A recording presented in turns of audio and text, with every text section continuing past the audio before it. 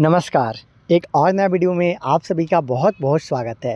दोस्तों, आज की इस वीडियो में आप लोग को मैं बताने वाला हूं एक घर का फ्रेम स्ट्रक्चर का काम किस तरीक़े से किया जाता है। आप बहुत अच्छे तरीक़े से समझ पाए, इसलिए मैं आप लोग को डायरेक्ट साइट पे लेकर आया हूं। यहां से पूरा इसका डिटेलिंग दूंगा, साथ में इस तरीक़े से फ्रेम स्ट्रक्चर का काम करवाने में कितना रुपये का खर्चा आया है इसके बारे में भी बता दूंगा, जिससे आपको बेनिफिट्स ये होगा कि अगर आप अपने बनने वाले घर के लिए फ्रेम स्ट्रक्चर का काम करवाना चाहते हो या फिर प्लानिंग कर रहे हो, आपको पता चल जाएगा कैसे करवाना है और कितना का खर्चा आपका आ सकता है। स्टार्टिंग करेंगे सबसे पहले इस बनता हुआ घर का जो फ्रेम स्ट्रक्चर का काम किया गया है इसका साइज़ से, क्योंकि अगर आप साइज़ जान लेते हो, लगा हुआ खर्चा जान लेते हो, तो आपको अपने बनने वाले स्ट्रक्चर के लिए एक एस्टीमेट पता चल जाता है कि आपको किस तरीक़े से काम करवाना है और आपका कितना का खर्चा है वो आ सकता है। साइज़ की बात किया जाए तो इसे 40 फीट बाई 42 फीट में बनाया जा रहा है। अगर स्क्वायर फीट का बात किया जाए तो आपको 1680 स्क्वायर फीट आ जाएगा, क्योंकि 40 और 42 को आप गुना करते हो तो आपको 1680 वो आ जाता है, मतलब 1680 स्क्वायर फीट में इसको बनाया जा रहा है। फर्श के लेवल की बात किया जाए तो लगभग 4.5 फीट इसका ऊंचाई है वो रखा गया है। इजिली आप यहाँ पे देख पा रहे हो। आपको पता है 3.5 फीट से ज़्यादा अगर आप ऊँचा रखते हो तो आपका जो काम है वो एक बीम में नहीं चल पाएगा, इसलिए यहाँ पर डबल बीम का प्रयोग है वो किया गया है। आपका बजट कम है तो एक ग्राउंड बीम के साथ साथ आप DPC के साथ भी काम करवा सकते हो। यहाँ पे देखिए ग्राउंड बीम और प्लिंथ लेवल पे डबल बीम का प्रयोग है वो किया गया है। ये देखिए 9 इंच बाई 9 इंच का बना हुआ ये बीम है नीचे वाला, कुछ इस तरीक़े से। इसके नीचे में ब्रिक वर्क नहीं किया गया है, ध्यान देंगे। और इसके साथ ये भी है वो 9 इंच बाई 9 इंच का बीम के साथ यहाँ पे काम है वो घर का प्लिंथ लेवल पे किया गया है। मतलब घर का जो फर्श होगा इसी लेवल पे रहने वाला है। ये लगभग 4.5 फीट के आसपास का ये हाइट आप इजिली यहाँ पे 4.5 फीट के आसपास का हाइट आप देख पा रहे हो।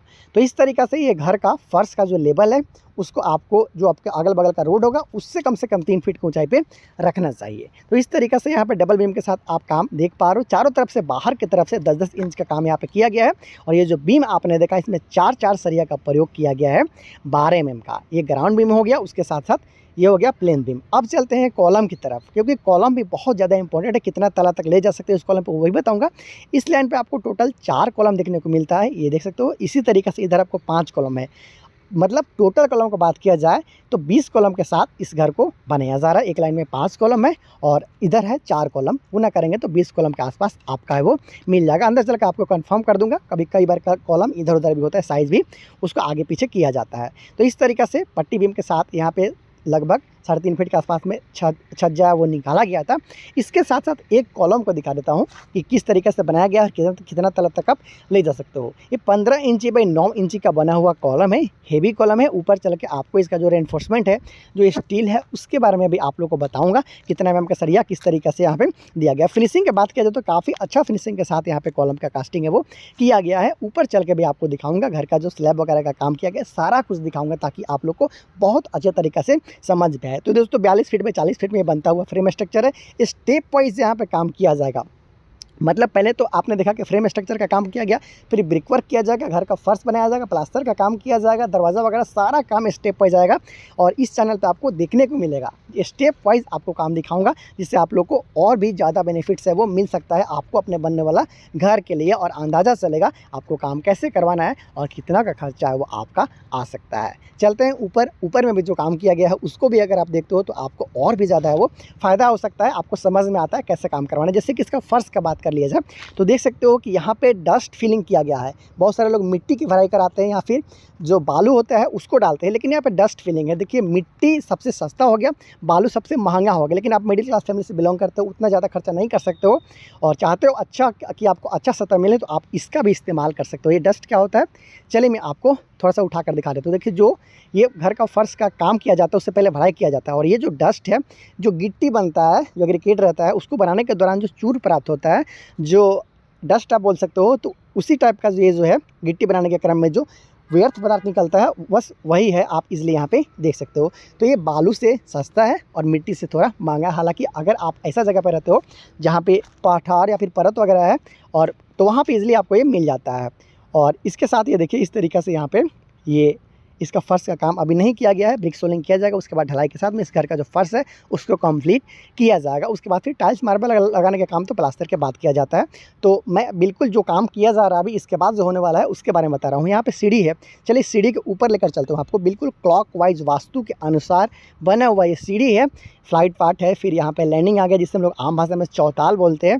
उसके बाद फिर यहाँ पे फ्लाइट पार्ट आया, उसके बाद फिर चौताल आया, उसके बाद फिर फ्लाइट पार्ट होते हुए आप घर के छत पे चले जाते हो। तो 3.5 फीट का स्टैंडर्ड साइज़ में यहाँ पे सीढ़ी का काम किया गया है। छत का ढलाई 4.5 इंची मोटा यहाँ पे किया गया है, जिसमें 10 mm और 8 mm का सरिया का इस्तेमाल किया गया है। 12 mm सरिया का इस्तेमाल किया गया है घर का फ्लोर बीम में, ये आप इजीली यहाँ पे देख पा रहे हो। तो आपने देखा किस तरीके से सीढ़ी का निर्माण किया जा रहा है। इस घर में आपको टोटल 4 से 5 बेडरूम के अलावा hall, dining area, kitchen, toilet, bathroom के साथ में सीढ़ी देखने को मिलने वाला है पूजा रूम के साथ में। इसका जो फिनिशिंग है वो भी काफ़ी कमाल का है। छत का फिनिशिंग भी आप देख सकते हो, बहुत अच्छा फिनिशिंग के साथ यहाँ पे काम है वो किया गया। एक गलती यहाँ पे किया जा रहा है, मैं चाहूँगा आप लोग इसे न दोहराएं।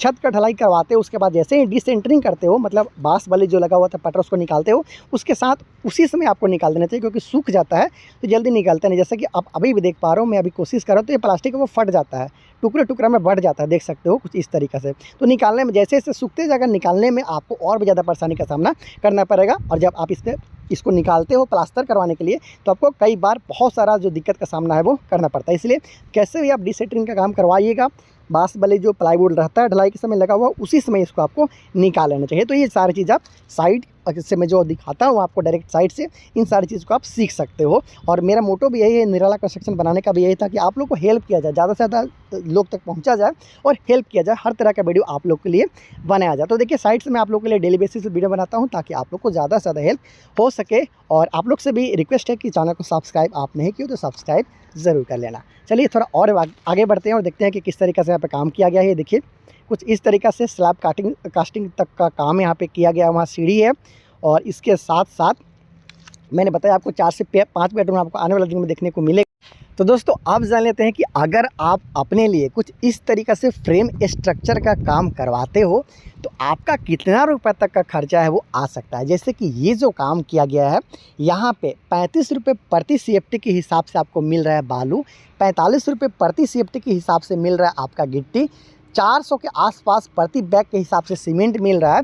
सरिया की बात किया जाए तो 65 से 70 रुपये के आसपास में प्रति केजी के हिसाब से सरिया आपको यहाँ पे आसानी के साथ मिल जा रहा है। तो अब तक का खर्चा का बात कर लिया जाए तो इस घर के ठेकेदार के अनुसार इस घर को बनाने में लेबर कॉस्ट के साथ साथ मटेरियल कॉस्ट को इंक्लूड करते हुए, मतलब अब तक का टोटल खर्चा नक्शा बनवाने से लेकर अब तक जो स्लैब का कास्टिंग किया गया, फिर उसका डिसेंटरिंग किया गया, जो अभी तक आप देखा काम आपने, इतना काम करवाने में 9,60,000 रुपये के आसपास में खर्चा है वो आ चुका है। आपको एक बार याद दिला दो कि ये हेवी कंस्ट्रक्शन है। इस कॉलम और इस बीम के साथ में इस घर को 3 से 4 तला तक ले जाया जा सकता है। तो अगर बात किया जाए कॉलम में लगा हुआ सरिया का तो यहाँ पे 6 सरिया का इस्तेमाल किया गया है, 16 mm का इजीली आप देख पा रहे हो। तो आने वाला दिन में किसी भी तरह का यहाँ पे दिक्कत का सामना ना करना पड़ेगा अगर आप इस घर को 3 से 4 तला तक भी ले जा सकते हो। एक अच्छा प्लानिंग के साथ यहाँ पे काम है वो किया जा रहा है। आने वाला दिन में जैसे जैसे काम आगे बढ़ेगा आप लोग के लिए अपडेट दूंगा कंस्ट्रक्शन कॉस्ट के साथ में।